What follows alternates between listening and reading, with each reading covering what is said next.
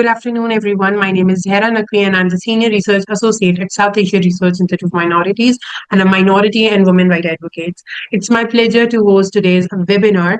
On the behalf of South Asia Research Institute for Minorities, I warmly welcome all the respected speakers, participants, and the viewers. आप सबका बहुत शुक्रिया हमें आज join करने के लिए. As you all know, SARIM is a research-based organization working for equality, inclusion, justice, and human rights for minority community across the South Asia. Through our research, webinar, podcast, publication, and advocacy, SARIM highlights important issues related to religious freedom, caste discrimination, minority rights, women rights, and of course, social justice. Today's topic is protecting religious places, attacks on the religious freedom in South Asia. Religion places are not only the building, they represent the faith, identity, dignity, culture, and of course, community belonging. When the religious places are attacked, damaged, or restricted, it becomes a serious violation of religious freedom and minority rights. To discuss this important topic, we have the respected speakers from Pakistan and India. We have our keynote speaker, Mr. Krishan Sharma, representing Pakistan, Ms. Khalda Parveen from India, Asma Bano Sheikh from India, and Dikshita Das from India also. So our very first speaker is Krishan Sharma, President of Pakistan Hindu Committee, PHMMC. He will sharing his views on the protection of religious places and the challenges faced by the minority communities in Pakistan. I now invite Mr. Sharma to share his remarks. Over to you, Mr. Sharma. सबसे पहले तो मैं south Asia research institute for minorities का शुक्रगुजार हूँ कि उन्होंने आज इस अहम गुफ्तगू में मुझे शामिल किया और उसके अलावा जो हमारे और पैनलिस्ट दोस्त हैं जो मुख्तलिफ ममालिक से ताल्लुक़ रखते हैं, रिसर्चर्स हैं, मौक़िक़ीन हैं, मैं उनको भी वेलकम करता हूं कि आप इस अहम गुफ्तगू का हिस्सा बन रहे हैं। मैं आज बहैसियत प्रधान पाकिस्तान हिंदू मंदिर मैनेजमेंट कमेटी बात नहीं कर रहा, पर एक ऐसे पाकिस्तानी हिंदू की हैसियत से बात करना चाहता हूं जो पाकिस्तान में रहता है और अपने तमाम मंदिरों, जो भी हमारी वर्शिप प्लेसेस है, उनका तहफ़्फ़ुज़, उनकी रिहेबिलिटेशन और उनके फ़रोग़ के लिए काम करता है। एक बात जो बुनियादी डिस्क्लेमर है हमारी गुफ्तगू का कि मंदिर, मस्जिद, गिरजाघर सिर्फ ईंटें या पत्थर नहीं होता, इससे लोगों की भावनाएं जुड़ी होती हैं। जिस भी मजहब के मानने वाला है वो अपनी इबादत गाहों से बेइंतहा प्यार करता है, बेइंतहा उसकी वालहाना मोहब्बत है अपने मजहब, अपने धर्म, अपने रिलीजन के साथ। तो आज जो मैं बात करूंगा वो इस नुक्ते नजर पे होगी कि जो भी साउथ एशिया में इस वक्त सूरत हाल है, आज खुसूसी तौर पे मैं आपको पाकिस्तान की अगर बात करूं तो पाकिस्तान में शुक्र है कि हम मजहबी हम आहंगी और जो हमारे कायद मोहम्मद अली जिन्ना साहब का जो पहला विजन है पाकिस्तान के मुतालिक, हम तमाम मजहब के लोग बराबर के शहरी हैं और हमारी इबादत गाहों का तहफ़्फ़ुज़, उनकी देखभाल, उनका फ़रोग़, ये रियासत और मुआशरा हम मिल के करते हैं। तो ये एक अच्छा एनवायरनमेंट है कि पाकिस्तान में हमारी मंदिर और हमारी इबादत गाहें महफूज हैं और बाकी दोस्तों के जो तजर्बात हैं वो भी हम सुनेंगे और मजीद। लेकिन इस वक्त जो सूरत हाल है वो तशवीशनाक भी है। पाकिस्तान के अंदर जितने भी मजहबी हमारे मंदिर हैं, बलूचिस्तान में हैं, पंजाब में हैं, सिंध में हैं, पख्तूनख्वा में हैं, तो आप अंदाजा लगाएं कि अरबों रुपए की बजट हमारे इन मंदिरों की तहफ़्फ़ुज़, उनकी मरम्मत, तज़ीन व आराइश और बाकी जो बुनियादी ज़रूरियात हैं उस पर अरबों रुपए की बजट लगती है। ये साबित करता है कि पाकिस्तान अपनी मजहबी अक़लियतों के तहफ़्फ़ुज़ के लिए बहुत संजीदा कानून साजी कर रहा है, पॉलिसीज़ बन रही हैं और मैं समझता हूं जो आने वाला वक्त है वो एक ऐसे पाकिस्तान की शक्ल आप दुनिया में देखेंगे कि पाकिस्तान एक मुनासिब महफूज मकाम है उन तमाम मजहबी अक़लियतों के लिए जो तादाद में तो कम है और पाकिस्तान में रहती हैं। अभी हमारे स्कूलों में मैं सिंध का मिसाल दूं कि हमारे स्कूलों में सनातन धर्म को एज अ सब्जेक्ट पढ़ाना शुरू किया गया है। इसके अलावा माइनॉरिटी कमीशंस हैं, हिंदू लॉ बना है, हिंदू मैरिज एक्ट बना है, अब हिंदू इनहेरिटेंस पे हम कानून साजी करने जा रहे हैं। देखिए हमारी तादाद कम है, असेंबली से जिस कंसेंसस के साथ ये बिल पास होता है उसमें तमाम 97% मुस्लिम वोट देता है। तो ये साबित करता है कि हम कितनी इंक्लूसिव सोसाइटी हैं और माशाल्लाह हमें इस वक्त कोई ऐसा थ्रेट इस तरह से महसूस नहीं होता जिससे हमारे धर्म, हमारे मंदिर, ہمارے اور جو درباریں ہیں وہ غیر محفوظ ہوں، ایسا نہیں ہے. ہمارے گرودواروں پہ جس طرح سے بجٹ ہو رہی ہے، ہمارے مندروں اور درباروں پہ جس طرح سے بجٹ خرچ ہو رہا ہے، جس طرح سے ہمیں آزادی میسر ہے، وہ ایک معجزہ بھی ہے اور اللہ کا شکر بھی ہے. جیسا کہ آپ جانتے ہیں کہ پاکستان ایک کثیر المذاہب کا ملک ہے. یہاں مسلمان، ہندو، سکھ، پارسی، ہمارے مسیح، بہائی، مختلف مذہب کے لوگ یہاں رہتے ہیں. اور اسی سوسائٹی میں جو ایک انکلوزیو سوسائٹی ہے، اس میں ہم نے گزشتہ کئی دہائیوں سے ہم نے محسوس کیا ہے کہ پاکستان کی ریاست، پاکستان میں اکثریتی آبادی سے تعلق رکھنے والے مسلم دوست، ہم سب نے مل کے اپنی مذہبی عقائد کو، اپنی مذہبی جگہوں کو جس طرح سے ریاست کے ساتھ مل کے ہم نے تحفظ فراہم کیا وہ غیر معمولی ہے. یہ ایک میسج ہے دنیا کو کہ پاکستان میں رہنے والی مذہبی اقلیتیں سماجی طور پہ معاملے مسائل ہیں، لیکن جو ایک دو دہائی سے ہم دیکھ رہے ہیں جس طرح سے پاکستان میں مذہبی اقلیتوں کے تحفظ کو یقینی بنایا گیا ہے، مذہبی مقامات کو جس طرح سے، کیونکہ ہم اس کو کامن ہیریٹیج کہتے ہیں، تو اس سے آپ اندازہ لگائیں کہ پاکستان میں دیوالی ہو، ہولی ہو، عید ہو، کرسمس ہو، ہماری خوشیاں سانجھی ہیں. ہم سب ایک دوسرے کے ساتھ شامل ہوتے ہیں ان تہواروں میں، ہم غموں میں بھی شامل ہیں، ہم خوشیوں میں بھی شامل ہیں. تو یہ پاکستان کی خوش نصیبی ہے کہ پاکستان ایک تو جیو پولیٹیکل جو اس کی لوکیشن ہے، پھر اس کی جو ڈائیورس کمیونٹیز ہیں، یہ پاکستان کو اور مضبوط کرتی ہیں. جو پاکستانی نیشن ہے اس میں ایک اسپرٹ اور ایک ایسا رومانس پیدا کرتی ہیں کہ ہم اپنے تمام ایسے چیلنجز جو ہمارے اس تاریخی ہم آہنگی کو نقصان پہنچاتا ہے تو ہم مل کے اس کو کاؤنٹر کرتے ہیں. پاکستان ہندو مندر مینجمنٹ کمیٹی جو گورنمنٹ آف پاکستان کا یہ پہلا قدم ہے جس میں یہ ذمہ داری ہے ہماری کہ پاکستان میں جتنے بھی مذہبی ہمارے ہندو مذہب کے مندر ہیں ان کا تحفظ، ان کی ڈیولپمنٹ، جو ہمارے باہر کے ڈائسپورا کے دوست ہیں یا ایون انڈیا میں جو ہمارے ہندو یاتری جو یہاں پاکستان آنا چاہتے ہیں، ہمارے تاریخی مقامات کو دیکھنا چاہتے ہیں، تو اس کے لیے جو جس طرح سے PHMMC نے کام کیا ہے، جس طرح سے ریاست نے ہم کو انکریج کیا ہے، ہمیں سپورٹ کیا ہے، میں اپنی وفاقی حکومت، اپنی ریاست کے تمام اداروں، پاکستان کے تمام شہریوں کا شکر گزار ہوں کہ ایک انکلوزیو، ایک کنڈیوسو انوائرمنٹ ہمیں مہیا کیا گیا ہے جس میں ہم اپنی مذہبی رسومات، اپنے مذہبی جو پروفیس ہے وہ ہم کر سکتے ہیں. پاکستان کی اس مثبت پیش رفت کے بعد ہمیں تشویش بھی ہے جو اس وقت بھارت میں جس طرح سے مذہبی اقلیتیں خود کو غیر محفوظ سمجھتی ہیں، جس طرح سے ہریانہ میں، منی پور میں، باقی جگہوں پہ جس طرح سے مساجد اور گرجا گھروں کو نقصان پہنچایا گیا ہے، جو ان کی مذہبی قیادت کو نقصان پہنچایا گیا ہے، جس طرح سے مسلمان آبادی کو انڈر تھریٹ رکھا جا رہا ہے، یہ مجھ جیسے پاکستانی ہندو کے لیے باعث تشویش ہے. یہ صرف بات میں نہیں کر رہا، یہ انٹرنیشنل ہیومن رائٹس آرگنائزیشنز کہہ رہی ہیں. جو فریڈم آف ریلیجن کا جو اینوئل رپورٹ ہے امریکہ کی، وہ بتا رہی ہے کہ ہندوستان میں کس طرح سے مذہبی اقلیتوں کو جینا حرام کیا ہوا ہے. میں ایک ایز این ایکٹیوسٹ میں سمجھتا ہوں یہ صورتحال کہیں بھی دنیا میں ہو قابل تشویش ہے. پاکستان میں رہنے والا ہندو تب تک محفوظ ہے اور ریاست اس کو محفوظ بنا سکتی ہے، معاشرہ اس کو محفوظ بنا سکتا ہے جب دنیا کے تمام مذہب کے لوگ محفوظ ہیں اپنے اپنے ملکوں میں. تو یہ جو ہندوستان کی اس طرف جو ہندوتوا کا جو اس وقت چل رہا ہے کامپین، میں سمجھتا ہوں کہ وہ ہندوستان کی جو اصل روح ہے، جو سیکولر انڈیا تھا، اس کو بڑا نقصان پہنچ رہا ہے. اور ہم دنیا میں رہنے والے تمام انسانی حقوق کے جو کارکن ہم ہیں، جو مذہبی رہنما ہیں، وہ اس وقت سخت تشویش میں ہیں کہ ہندوستان میں جو کچھ ہو رہا ہے یہ قابل مذمت ہے، قابل افسوس ہے، اور یہ تشویش ہمیں رہے گی جب تک ہندوستان کی حکومت، معاشرہ اس بڑھتی ہوئی مذہبی انتہا پسندی کو روک نہیں پاتے، اس کے لیے آواز بلند نہیں کرتے. ہم ایز اے پاکستانی ہندو اس معاملے پہ آواز بلند کرتے رہیں گے. میں اپنی گفتگو میں آخر میں ایک بہت خوبصورت شعر مجھے یاد آ گیا ہے. مندر مسجد گرجا گھر نے بانٹ دیا عوام کو، دھرتی بانٹی ساگر بانٹا، مت بانٹو انسان کو. شکریہ. Thank you, Mr. Sharma, for your thoughtful remarks. We truly appreciate your contribution. And next, we are having Khalda Parveen, a social activist and women rights activist from India. She brings an important grassroots reality. So now I would like to invite Ms. Khalda to share her views. Over to you, Ms.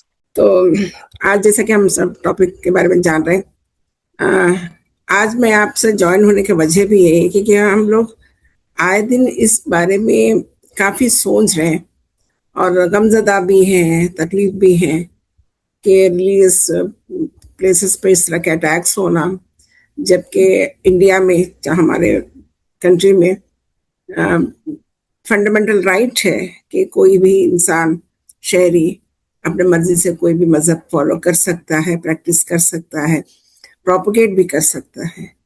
ये fundamental rights हमारे रहने के बाद भी यहाँ India में खुद हम आए दिन देख रहे हैं, जब से बीजेपी गवर्नमेंट आई है वो बहुत ज़्यादा होने लगी, और इतना ज़्यादा कि तकरीबन लोगों के जहन साजी हो चुकी है। तकरीबन यहाँ पे हिंदू मुस्लिम का लाइनर थी, ऐसा हो गया कि जो जिस स्टेट्स में कांग्रेस पार्टी है, कांग्रेस की गवर्नमेंट है स्टेट्स में, उस स्टेट्स के कुछ अफराद जो बीजेपी रिलेटेड अफराद के जहन में भी ऐसी बात आ गई। तो एक लिहाज से तकसीम जो उन्होंने कहा बीजेपी गवर्नमेंट ने करना चाही, वो उन लोग उसमें कामयाब भी हुए हैं, जिसके नतीजे में विदाउट कोई इश्यू की ज़रूरत नहीं, इश्यू क्रिएट करना। कोई भी त्योहार आ गया तो किसी मंदिर के सामने जाने वाले जुलूस किसी मस्जिद की तरफ से चले जाना, वहाँ जाके नाचना, कूदना, चिल्लाना, चीखना, गुंबद के ऊपर चढ़ना, ऊपर के झंडे निकाल के फेंकना, गुंबद तोड़ देना। कोई क्रिश्चियन मिनोरिटी चर्च के पास चले गए तो उनके उसके ऊपर चढ़ जाना और वहाँ के से क्रॉस निकाल के फेंकना।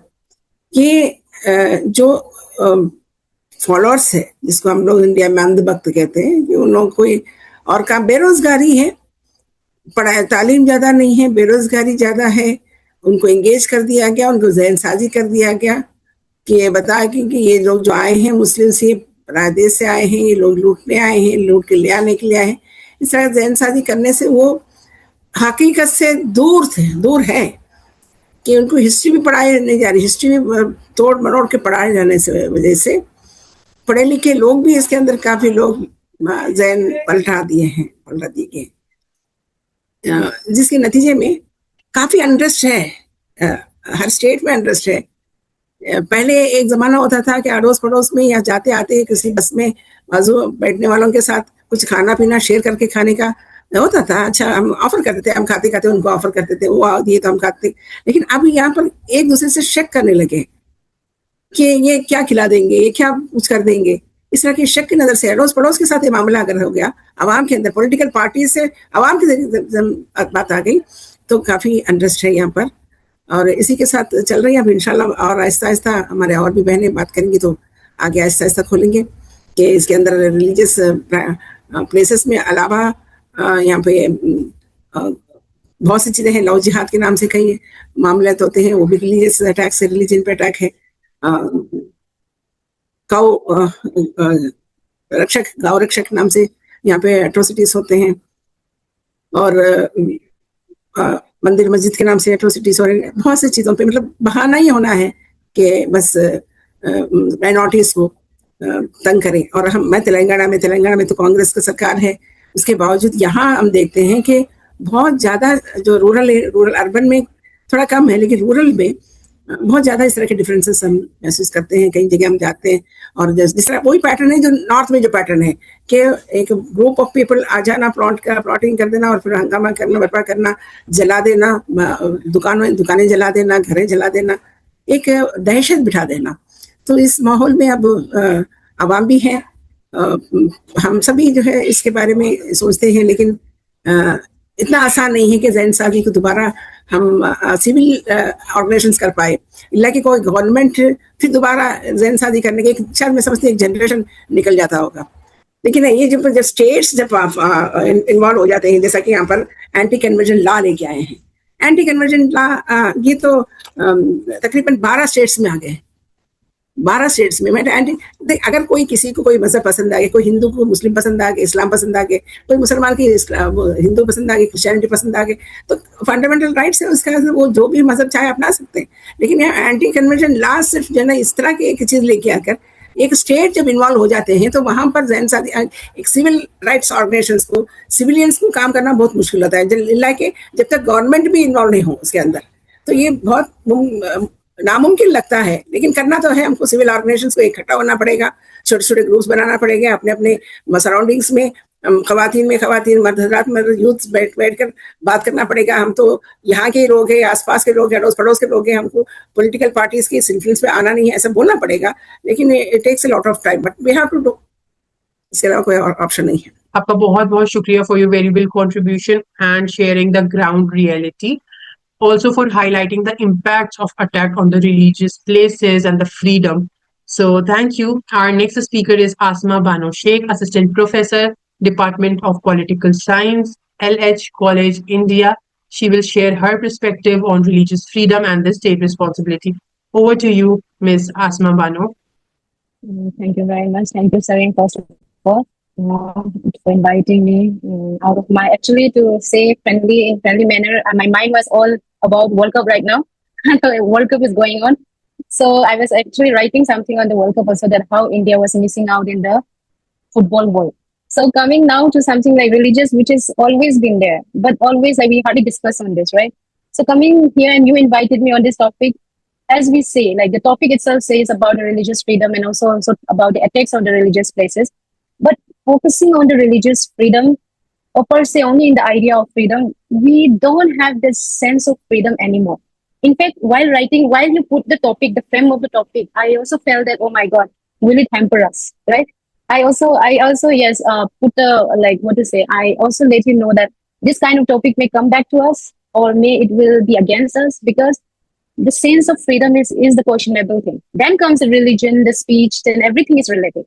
But first of all, the idea of freedom, which very much is there in the building of nation building of our country, that idea of freedom is somewhere missing out. And from that, I think everything comes in, the violence, the people, the idea of acceptance. So theoretically, if we speak about this, that very much comes under the idea of human dignity, pluralism, minority rights, right? Because it protects both the individual conscience and also the community practice. It brings the humanity together the moment you start accepting each other. That can be in the form of religious places or the religious dresses, or maybe the simple thing, right? If for example, if I'm allowed to wear hijab, I don't have a problem if somebody is wearing shorts or anything. Like that sense of freedom has already given by the Constitution of India. And if you talk about the constitutionally, how the country is going is like beautiful. If you look at the Constitution, I think the Constitution of India is one of the beautiful book that the country has. It's only about how we take it and how we misguided it and how we practice it. Otherwise, the book itself is the manifesto of freedom, for integrity, for everything. So if we talk about what are the laws that have been guided, if you look at the fundamental rights itself, from the Article 25 to 28, which protects the religious practice and the management of the religious institutions, also allowing the state to regulate on the grounds of a public order, morality, also the health and the social reform in many cases. And if you see one more thing, that religious practices is so much given propagation that Indian even give a free taxation of professing the religion practices. We don't have it. There is a taxation free for practicing the religion. Can you believe so much of love for the people who practice their own religion? So what is happened that we are discussing on the attacks of the religious freedom and the attacks of the religion? What is the transformation?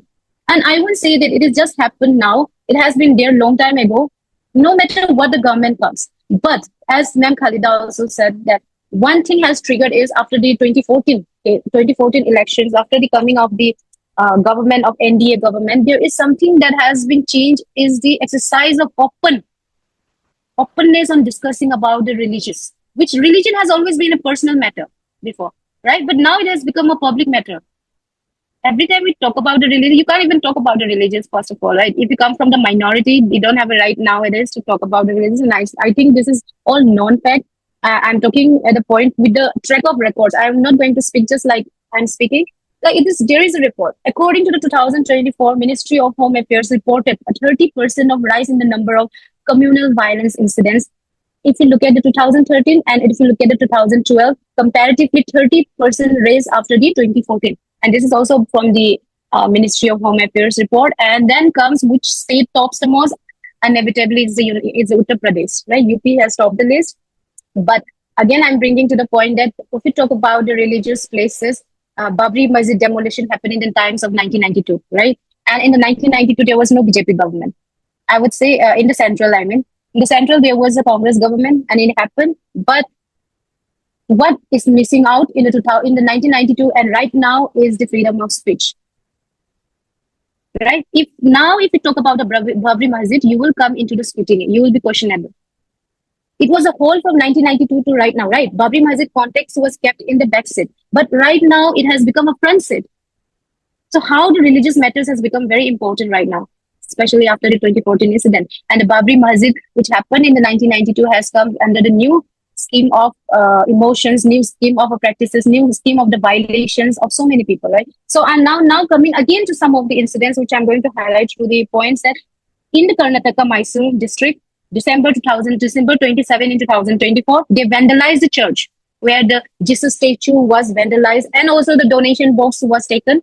You know, in the churches, they have a donation boxes and all. So that also have been taken away. And in the October 6th, the mob entered the premises of Mehmood Gawan Madrasa, which is on the Bihar, and it is also one of the Archaeology Survey of India site. It is one of the historical mosques that also have been broke down, and the locks of the mosques has been broken. And then what happened? They chanted Jai Sri Ram, Jai Hindu Dharam, and everything, right? So this is very common nowadays. This is not something new. Not even in the mosques. If you walk on the street, anytime you might be asked of chanting such kind of slogans. And we as a minority, we understood that, okay, this might come to us. So we should rather preach love rather than becoming a prey to that. I would feel that we should just, now it has become a new normal, I would say. In the political terms, these all things has become a new normal. It is not something, and we understood this thing is going to happen some point of time, maybe. If not me, maybe my neighbor, right? Maybe some other people. It's not only about Muslims, it's also about Christians. As I mentioned, how the church is suffering. So Christian in the country, continue to be Christian is again one of the most important thing that the Christian has been targeted is anti-conversion. And as ma'am has discussed also the anti-conversion laws, because in Christianity, like they believe in the conversions and to like extent of the Christianity as a religion. So this idea, this practice was there. And that is why India has a Christianity today, right? Because from the time of Britishers and all, so many places we have been, and this is the idea of freedom. You choose your own religion, right? So India has always given this opportunity. But right now we have anti-conversion laws, which is also practicing in the 12 states. Now the freedom to adopt and manifest one religion is a big problematic. In 2024, cases were registered against 9 people under the UP Prohibition of Unlawful Conversion of Religion Act for alleging forcing 100 people to convert to Christianity in Mangalpura. It is in Meerut in UP. And the local BJP leader and the Hindu Jagran March reached the area of the demand strict punishment of the people, and also the journalists were questioned very badly. So these things was there, and these were 2024 and 2025 cases. But right now, just 2-3 days before, I think I came into the spot on because you sent me this topic. Recently in South 24 Parganas, West Bengal, again the church, very new church, was under the construction. With that came into attack again, chanted Jai Sri Ram. Can you believe it is a place like West Bengal? West Bengal never happened to be such an open propagation of this kind of incidents. But recently, just now, the UP also has faced this in South Parganas. And I think Deepika Das would know much better about West Bengal, right? So I am now coming to after all this, the effect of anti-conversion laws is not just the people like us or you. It's not about the laymen or laywomen, right? It's about also the celebrities. Actor Amir Khan recently married 2-3 days back, and there was an attack on him that how come he continuously marrying a Hindu woman. Now against anti-conversion laws, he should never let anyone to convert to Hindu. Muslims, or how can he choose only Hindu women? All his 3 wives are Hindus. So how come he is getting married? So these people, went and like slogan and chanting. It's all about in the news if you say. And these kind of incidents, according to Human Rights Watch, who is propagating this? Who is doing this? This is by the report of Human Rights Watch and Bajrang Dal and Rashtriya Swayamsevak Sangh. These are the well-known groupings which will come under scrutiny of any time you talk about the religion and religion freedoms, or also if you get married to some other religion, especially a Muslim. It's not about, one thing if you notice constantly, I'm just recalling, it's not about anti-conversion. Even the anti-conversion laws is going in the biases. If any Hindu woman get married to Muslim is problematic. But if a Muslim woman getting married to any other religions would not be a problematic. But if anti-conversion laws, if you're really practicing, let it be for everyone, right? I believe if you really bring it for all. So these things I have noticed, but this has not been highlighted in the article or something, but this is something I felt. Coming to the key assessment, very interestingly, India doesn't have parameters or something, a guideline or indicator to choose the freedom index. We don't have it. But there are some international think tanks, international indicators, which group organizations which work for to scrutinize religious freedom, research of the institution of freedom. All these things goes on. So now talking about especially US does this. US is very much interested. I belong to Manipur, and even in Manipur, if you have a crisis, before any big Indian journalists reach, BBC World from the outside, Al Jazeera, these people comes before Indian biggest journalist comes in. So can you believe how better they have exercised to study on other societies, right? So coming to the US Commission on the International Religious Freedom, that comments that India is designated to be a country of particular concern. That is CPC. Like India need to be in the watch list. So coming to the Fraser Institute, which is also very well-known institute think tank, India ranks 110 out of 165 countries in the Global Human Freedom Index. Right? Open Door Watch List, India ranks 12. Globally in the areas of where Christians face persecution. Okay. And the sad part is, for the Muslims, we don't have maybe the Sachar committee. Otherwise, we don't have our personal study think tank. And I believe, Sarim, if we are going as a South Asian or anything, I believe we should be focused because we are missing out. While I was searching for the article, I see South Asian, some South Asian migration, something. That issues was there. I saw about the Christian also. There is the, they do for all the church society, they do their own research and all.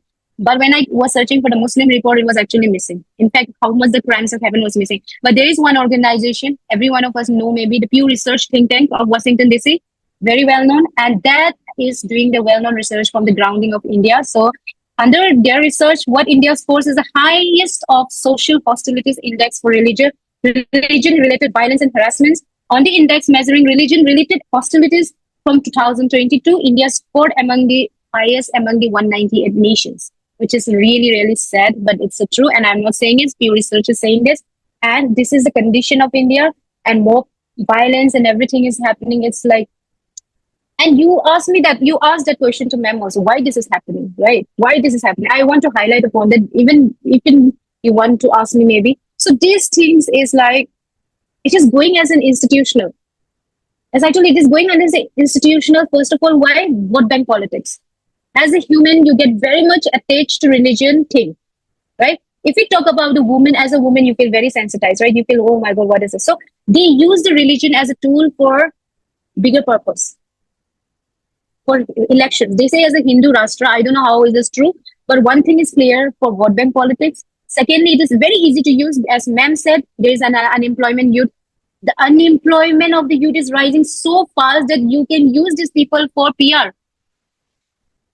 For TRPs. The youth are being used as a numbers. We are no more a youth. We are just a numbers. So these kind of things has been misused. So I think as a minority community, whether it is Christians or Buddhists or Sikhism or Muslim, anything, we need to work double hard. We need to work hard double, triple, because we are not in the same parameters. Forget about reservations. We are not in the same parameters. Whenever the things comes up like this, we rather religious maybe our personal matters, but publicly we should be working hard more as a youth to be able to be under somewhere in the middle. Like we could reach to what we wanted. If we remain unemployed, and these things also triggered the unemployed Muslim youths. And what happened not only Hindu, with even the Muslim, every unemployed youth will be triggered by certain things. And because we don't know how to ignore, we would be seeing in our phones, we would be seeing in our day-to-day lives, right? So now, as we talk about the South Asian, Pew Research Center is also saying that it's not about only India, though India is the highest in Islamic scoring of the, in the hostilities. It is followed by the country like Pakistan, France, Israel, Nigeria, Egypt, Sri Lanka, Nepal, and Maldives. What I'm talking about is the social hostilities. These are the places that has also been there. So for the Pakistan and all, also there is a minority crisis, which we can't ignore, right? There is so many minority crises that is there. But for India chose to be a democratic country. And in this democratic country, how has the climate changed?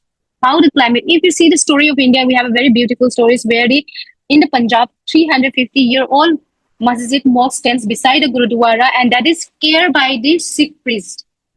300-year-old mosque taken care by their Sikh priests both together, which also symbolize the living of a tradition of mutual respect. India has always been like this. When the flood happens, there is a mosque, there is a temple which will open for the people. That still goes on, but the media don't want to highlight, but that is there. Every temple and every mosque gets opened up when there is any humanitarian crisis. And I feel humanitarian crisis should also be this religious crisis. once the people start thinking that the religious crisis is the humanitarian crisis, everything will be all right. But they start thinking that this is a Muslim crisis, this is a Hindu crisis, this is a Christian crisis. But I feel this is a tremendous it's a human rights crisis and also the humanitarian crisis. We need to look how we look at the disaster, right? So when we talk about a religious attack and the places that attack, it doesn't just affect the property damage. It also signals the community may no longer feel any safer, and also feels that it has been attacked to the freedom of speech, freedom of conscience, and freedom of peace. And I would say the peace doesn't have an agency at last. It is within us. We doesn't have an agency. We just have to profess what we have inside. And with this, I would like to spread the love of peace. And thank you. Thank you so much. I completely agree with you. Thank you, Ms. Asma Banu. Thank you so much. So our final speaker is Ms. Dikshita Das, Assistant Professor of Law at JB Law College, India. She will share her views on the topic. Now I invite Ms. Dikshita. Please share your remarks. Over to you. Thank you, ma'am. First of all, I would like to extend my gratitude to SARIM, South Asian Research Institute of Minorities, for having me today, and also my warm greetings to my fellow speakers, Asima ma'am and Khalida ma'am. It was very insightful to go through whatever you have spoken about religion. So recently I have completed, I have done my final submission on my PhD thesis, and I'm completely working on the anti-religious freedom laws, the anti-conversion laws that we have in India. Wonderful. Yes, and I am also I have also done an empirical research in my own state, that is in Assam. So nevertheless, I would before going to much details of these laws, first of all, I would start with the basic thing that conversion is basically now we can hear, we are very familiar, and we often come across this term conversion nowadays. So it's a new term that's being brewed up everywhere. So when we look back to the rights, the fundamental rights that we have in our Indian Constitution, in 1994 also, when in S.R. Bomai case versus Union of India, secularism was made a basic structure.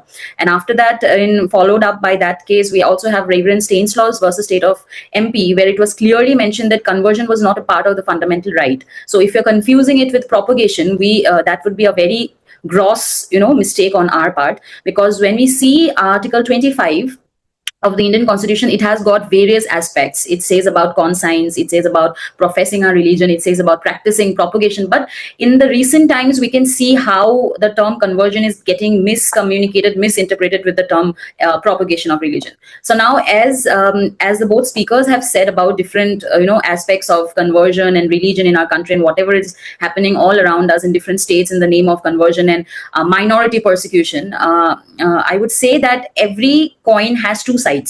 Definitely every coin has two sides. So when we see conversion in 2015, the NDA government said that we cannot have a central law in conversion because it's one of the state subject. So as a result of that, we never had any central law on conversion. So different states, multiple states, gradually one after one, they had passed their own independent conversion laws. So on the very first point, I would like to state that these state conversion laws are itself in not coherence. There are no uniformity in the state laws as per the research I have done. And recently in 2021, Uttar Pradesh has also passed their Prohibition of Unlawful Religious Conversion Act in 2021. So the grounds of forceful, the main problem starts that we do not have a clear parameter for differentiating the conversion which are voluntary and which are forceful. On the very first place, when we are saying that people should have the autonomy, people should have the liberty to convert, definitely if it is a voluntary conversion, every person, every citizen of our country, as per Article 21, they have the right to convert their religion. So they have their own right. It's their own, completely their own wish to practice any religion of their own choice. But it becomes very essential to, differentiate between a forceful and a conversion, voluntary conversions, because in reality, when I conducted this empirical research in various districts, because it's mostly found that the conversion is mostly found among the tribal people. Mostly in the tribals. It's seen mostly among the tribals who convert their religion for various reasons. So as a part of my PhD thesis, I conducted an empirical research in a few tribal populated districts. For example, I went to Majuli in Assam, I went to Kokrajhar, I went to Udalguri. There are like a few more districts that I have visited for my study. And most interestingly, I found that people have converted their religion long back, and it's an age-old process that has been going on since ages. And interestingly, the government has no kind of interference in this, because I know when it is a personal choice, definitely there should not be any kind of interference from the government. Definitely that's true. But when it becomes a forceful, because also in some of the districts, and when I spoke to the government authorities, when I spoke to the public administration, I found many cases where people have been forced to convert. Now, for example, if I state about the district in Majuli where I visited, it is one of the districts which is, it is highly popular for the Kshatras, the Neo-Vaishnavite Kshatras, the form of, Madhav Dev and the Neo-Vaishnavite Madhav Dev and Shankar Dev, the Assamese people who, they preach these gods. So Majuli is one of the districts which was popular for the Kshatriya culture. But interestingly, when I visited this district for my study, I found that majority of the people have converted to Christianity. I would not mention about any religion specifically, but here, since I am putting my argument or I'm putting my opinion from the educational perspective, since I have studied this topic on the purpose of my educational degree, so I would not put any, extreme remark on any religion. Rather, I would like to put forward it very neutrally, because I will not take any specific religion name, but I have to mention that majority of the people in Majuli have converted to Christianity.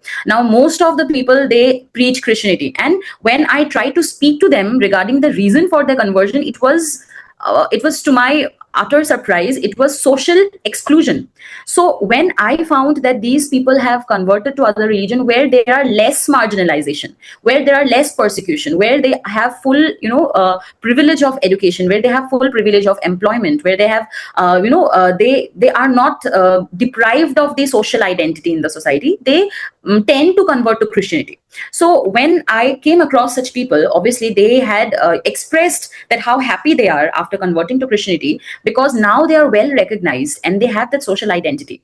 But if we see the state anti-conversion laws, we have seen that the parameters, the grounds they have stated for forceful conversion is marriage, is employment, is fraud, is coercion. Now, if we do not have a universal definition for who will decide what is fraud, who will decide what is coercion. Now, if we do not have a universal definition on a forceful conversion, or if we do not universally define or have a singular definition for forceful conversion, we will not be able to differentiate between forceful conversions and voluntary conversions on the very first place. And these will keep happening. So the second thing that was very surprising was that there are no kind of, government interference, or there are no kind of any government data with the religious institutions who say, who actually are the prime institutions which help people to convert their religion, obviously. So, but I did not find any document with the religious institution, except one or two churches, maybe if I'm not wrong, in the district of Dima Hasao,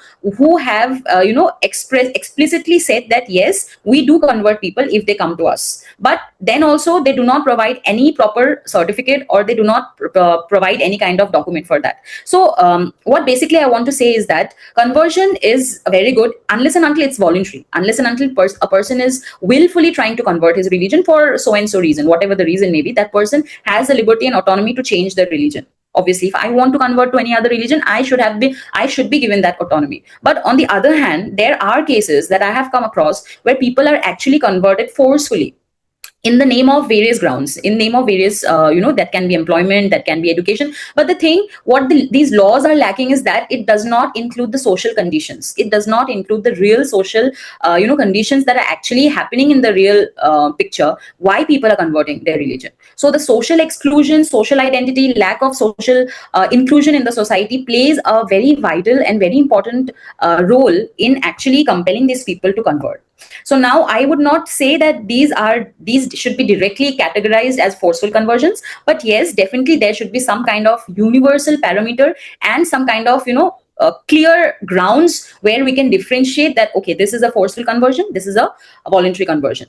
Secondly, we also have these marriage laws. We have various marriage laws. For example, in the Special Marriage Act we have in 1955, which says that, there must be a public notice before a person before two parties from different religion they marry, there is a system of the public notice. So most of the time what happens is during these period the parties are attacked and they are killed in name of the various other reasons like love jihad and many other reasons, also in the name of honor killing. So people tend to kill these parties who are trying to go against their families and marry someone of their own choice. So these laws are also contradicting with the anti-conversion laws, the marriage laws we have, because in as per, if I'm not wrong, section 6 of the Uttar Pradesh Prohibition of Unlawful Conversion, Religious Conversion Act 2021, section 6 of this particular act clearly says that if anybody is marrying to convert or vice versa, that will be considered as illegal. So that will be void. Such marriage or such a conversion will be completely void. So in that case, if we are seeing such ambiguity in the provisions of the law itself, the marriage laws, the religious laws, the conversion laws are contradicting to itself. They're contradicting to each other in itself. So I feel that there must be some kind of coherence, there must be some kind of uniformity among these laws. And secondly, if we look into the other laws, like just my fellow speaker, she also spoke about this, the United Nations, the United States Commission on IRF, and also we have a few reports like the academic and civil reports, civil society reports. We also have the US Department of State report on IRF. So we have these various reports which are giving time to time, like the recent report of the USC IRF 2026 report, which was also published in the month of March itself. It adds about a new country, that is Nigeria, which is also being added in the list of the CPC that ma'am has said about the country of particular concern. And India is constantly since 2020, I guess from 2015, the annual report of the USC IRF, India has been placed in the category of CPC. So what I feel is these international reports, they lack some kind of research on the grassroots level. They do not have certain research on the grassroots level, reasons for why these kind of conversions are happening. And if a person is voluntarily trying to convert their religion, then everything should happen, because as per Article 21 also, and Article 18 of the UDHR and also ICCPR, it says that a person should be given a right to convert if it's voluntary. But then how do we decide whether it's a voluntary conversion or a forceful conversion? So in that point, at that point of intersection, I think personally feel that we should have clear laws on that. And India should also have, this kind of, we should take the standards of these international countries, international laws or reports that we are having. So if you see the other countries also, like where we have these anti-conversion laws, we have many other states, many other countries like Nepal, Bhutan, Myanmar, UAE, then also in Pakistan, I guess we have these anti-conversion laws. But however, we also have to make sure that we are comparing with the country which is where the legal framework is similar to that of India. And with that, I think India can be best compared with the country of Nepal, which is also a secular country, and at the same time it has anti-conversion laws. And we can make a beautiful analysis of these two countries, how they have applied these laws differently in their own countries. So that's what I would like to say. And also that lastly, I would like to conclude saying that definitely religion has become one of the identities in our country nowadays. Earlier it was something that was practiced in private, but now it has become something, it's a public identity. From the time a person is born till he dies, everything is decided by religion. So religion is like, it's one of the basic identities a person carries with him or her, like throughout her life. So I think that should be something that there must be some kind of autonomy a person should enjoy while practicing, professing, propagating their religion. But at the same time, propagation should not be confused or misinterpreted with conversion, because nowhere in the Constitution of India has been mentioned that conversion and propagation is same. So we should not confuse these two terms. Definitely they are different. It has been mentioned by the Supreme Court in numerous cases. And secondly, the anti-conversion law, since we have many anti-conversion laws, many of the states have passed, there should be some universal parameters. The ground should be, in coherence to each other, and they should not contradict to some other law. For example, the marriage laws, especially. So I feel there is a lot of confusion and ambiguity in the legal provisions itself. So there is a huge legal gap where we need to work. And then obviously these are some of the legal loopholes that I have spoken about. And secondly, also, yes, in the recent times, we have seen how people are being persecuted. The minorities are like getting persecuted. In recent times in Bangladesh also, we have seen how these two Hindu boys were, lynched and killed only in the name of religion. So yes, conversion is taking place, persecution is taking place, criminal activities are also happening. People are demolishing in the religious institutes, religious places in the name of religion. People are being cornered, people are being, a lot of atrocities are happening. But yes, at the same time, we also have to agree to the point that every coin has two sides. And yes, atrocities and violation of human rights are happening in both the sides of the coin. So we should have a universal solution to it. We should have try to look into this phenomena from a universal and a neutral point of view, rather than attacking any religion. Like personally, I would like to say that. So yes, I would like to conclude by saying that. Thank you. Thank you, Ms. Dikshita Das, for the important legal insights. Your remarks on legal awareness and equal protection are highly relevant to today's discussion. Thank you so much. Before we conclude, I would like to say one important thing, that this webinar is not only for the awareness, it's also the part of our research work. At SARIM, we work for national and international organization. As you can see, we have organized many webinars, podcasts on Dalit rights, Christians, and other minorities. Of course, last month, we discussed the child labor and bonded labor and forced conversion in Pakistan also. So we published reports on Dalit Christians, but when it's come to Indian Muslim, there are still very little evidence, data, on the ground. Without data, we cannot do the proper research, of course. Without research, we cannot publish reports or raise awareness at the international level. So we hope today's webinar will help us to collect more information and ideas. This will continue to support us for the future and the publication on the situation of Indian Muslims. We believe this issue needs more international attention, nothing more. So thank you so much. Anyone want to say anything, so they can. Thank you so much.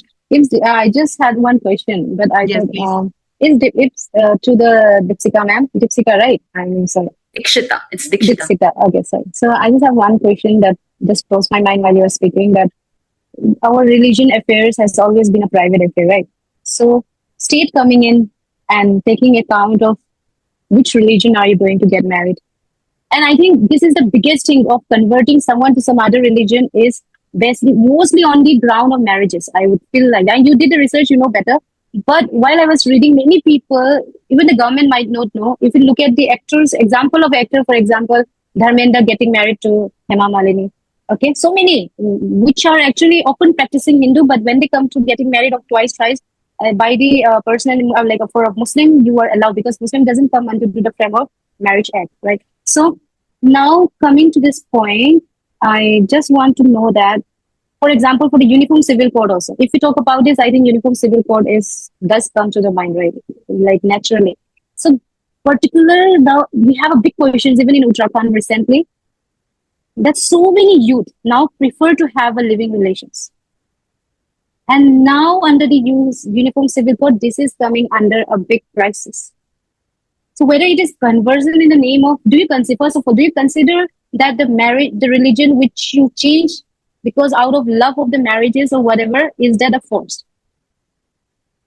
Yes, of course. Thank you for Asima for asking this question, because I would also like to make myself clear that I am not against conversion.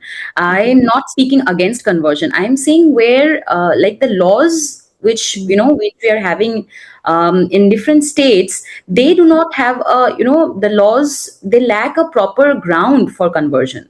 So they have the Uttarakhand Act also, the UP Act also, Section 6 clearly says that if you're converting for marriage or you're marrying to convert, then that's a void thing, and that is not valid. So yes, okay, of course, that is not valid according to the anti-conversion law. Yes, that is not valid. That is not valid according to the law, which I am pointing it out as a lacuna, as a legal gap we have. So what I am trying to say, that when two persons are in love and they want to marry and they are from different religion, they have all the right to convert and get married, because also we have from the Special Marriage Act also, it says that two persons can marry from different religion, but yes, then most of the cases we have seen how they're being killed in the name of love jihad and honor killing by their own families. They are killed. So I am not at all against the marriages where people are converting and marrying, but I'm specifically trying to say that we do not know that where the line is being crossed and the conversion becomes from voluntary to forceful. So there is a very thin line between forceful and voluntary. So unless and until a person is willfully changing, there should not be any kind of state interference. But yes, when these lines are being crossed and becomes a forceful conversion, which definitely becomes in many cases, because in Kokrajhar district also, when I visited that place, I personally spoke to the SP of the Kokrajhar district, where he shared many cases where girls are being forcefully converted, and then like they are married off to different people. So that happens. That was shared. That's not something which I am saying, that is being shared by the SP of Kokrajhar district, and there were some of the confidential documents which he had also shared with me. So I have seen that. So I think there is a very thin line of difference between the voluntary and the forceful conversion, and that is the place where I'm asking the government to interfere when it becomes a forceful conversion. So unless and until a person is willfully doing it, there should not be any kind of state interference. But the main to cut across, the problem comes wherein that we start believing that the state should interfere. Because the country was running from before, and we have the indexes in the international think tanks where the state wasn't interfering in conversions. And I have so many Christian friends of mine, for example, from this thing, Santhal tribe from this one, Jharkhand. So they are being from the tribal groups, they change into Christianity. That is in the time of the Britishers, after the Britishers, and it's a very long period before. But now they also feel something that now my religion, if somebody from the tribal people wants to change the religion, you know what they have to do? State wanted, to notify in the court 30 days before or 45 days before. So what the heck is this? Why the state should interfere? That's the biggest question. Against also, I'm not going against you, but the notion that, and forced conversion, when you can't even define the difference between the forced conversion and the, not you means, I don't mean you, okay, when the state, I mean the state cannot define itself. What's the difference between the forced conversion and the conversion of yourself? First, they need to define, then come into the state, right? When they have their lacuna, then why they are forcing somebody? And these things happened recently in the UP. The guy who converted wholeheartedly into religion of Islam Muslim, and that he is trolled in the media, you know that, right? After some day, he is changed that, no, now I'm going back to my religion, right? And that man just looks so depressed. He was about to cry. But obviously, I don't force somebody to convert. But if somebody is coming, the problem comes here, there is a forced conversion laws, anti-conversion law that is created by the state. The state rather is acting like a forced anti-conversion bills they're putting up on the people. And this is going to affect their own people. The Uttarakhand is suffering. In the Uttarakhand, so many people are into the living relations. Now they're coming into the scam, they're coming into the scrutiny. Why? Because now under this, you can't even stay in one home, you can't even give a rent, you can't even do anything until unless you don't declare your religion. In Assam, we have the UCC now. Even in Assam, recently the chief has passed the UCC, and under that act, the people who wants to stay in a living relationship, they have to come register. Registration. That's the problem. And for example, for Northeast people, we are in East. Like for Assam, for Manipur, living relation and all this are little likely. But go to the Uttarakhand, and who will come and register for living relation? This is something you can't even imagine. That's a joke in the law. How North Indian people from UP or Bihar or Uttarakhand will go and register for living relations, which is not even thinkable to think about that. If you go to Nagaland people or if you tell to Manipuri people, this is very understood. This is very understood. Even if you don't register, so many people share to their parents also. My tribal friends, then mom, I like this guy and I'm going to share my rent with this in the home and this. But एक बात मैं यहाँ पे add कर दूं, आप जैसे बताएं कन्वर्शन तो दूर की बात है, गवर्नमेंट चाहे स्टेट गवर्नमेंट हो सेंट्रल गवर्नमेंट है, तो न्यूट्रल, इसका कोई मजहब नहीं है, इसका कोई रिलीजन नहीं है. लेकिन आप बताओ, I am paralegal volunteer also. Oh yes. What about the atheist people who want to convert? अब मैं देखा, अब बता दी वहाँ पर एक न्यू सेक्रेटरी अपॉइंट हुए, मतलब पोस्ट क्या थे, there was a programme, they called us, हम सब चले गए थे वहाँ पर बाज़ाब्ता court, it is Nampally criminal court, वहाँ पर दिया जला के, वहाँ नारियल फोड़ के, वहाँ पे वो जो पूजा की जैसा करते हैं ना, वो वहाँ किया गया. It's a court. वहाँ पर क्रिश्चियंस भी है, हिंदूज भी है, मुस्लिम्स भी है. जो कोर्ट बोलते हैं कि कोई गवर्नमेंट का कोई रिलीजन नहीं है, वहाँ पर कुछ जो नहीं प्रैक्टिस होते हैं, तो आप कौन कहाँ पे क्या सोचेगा, क्या करेगा? देखिए मैम, रिलीजन तो अभी प्राइवेट नहीं है. It's no more a private thing. Yeah, that's true. It has become public. And I do not strongly, I would not say that I'm strongly in favor of the UCC, the things, whatever has changed here in our state and the live-in relationships. I think with changing time, with the changing dynamics of time, we should also change. And that talks about, the constitution should also change and the laws are also changing as per the changing time. So if two young adults wants to stay together, maybe that might go against the sentiments of certain religion, but definitely they should have that liberty to stay with a person and know him or her in a better way. But I would not go to that thing. But conversion itself, what I've said, that earlier there were no laws, and definitely we have the laws now. We have this 12 states in our country which have passed these state anti-conversion laws. So definitely, I know that earlier there were no laws and people were converted. But now my thing is that why these laws have actually come into the picture. There definitely have, there have occurred certain situations, or there have been recorded many crimes, many criminal activities that have taken place against this in the name of persecution of religion, in the name of persecution of conversion of people. And definitely, I'm not against the law. I'm not at all against the law, but I'm saying that these laws are lacking certain grounds which are acceptable, which can be accepted in the society. So I think these laws are not harmful unless and until they are, they are against the forceful conversion. But the same thing as I have said, just now you have said about your friend who wants to convert, and definitely if she wants to convert, she can. But as per the law, she has to register.